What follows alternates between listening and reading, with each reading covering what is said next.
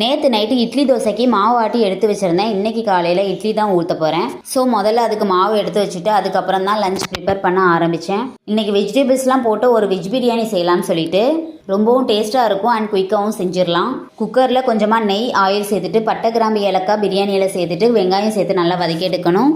அது கூடவே தக்காளியும் சேர்த்து வதக்கிட்டு இஞ்சி பூண்டு பேஸ்ட்டு பிரியாணி மசாலா மிளகாத்தூள் இதை சேர்த்துருக்கேன். அதுக்கப்புறமா இதை வதக்கி எடுத்துக்கலாம்.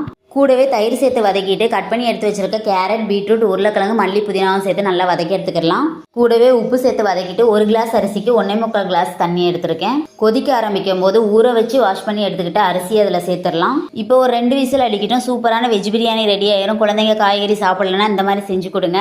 காரம்லாம் கம்மியாக போட்டு தான் நான் இன்னைக்கு செஞ்சுருந்தேன். சைட் பை சைடாக பிரியாணிக்கு காம்பினேஷனாக எக் ரோஸ்ட்டும் பண்ணி எடுத்துக்கிட்டேன். அப்படியே பிரேக்ஃபாஸ்ட்டுக்கு இட்லி ஊற்றி விட்டுட்டு சட்னியும் தாளித்து எடுத்துக்கிட்டேன். இன்னைக்கு டே இப்படி தாங்க போச்சு. என்னுடைய vlog பிடிச்சிருந்தா லைக் பண்ணிட்டு சப்போர்ட் பண்ணுங்க. நெக்ஸ்ட் vlogல பார்க்கலாமா?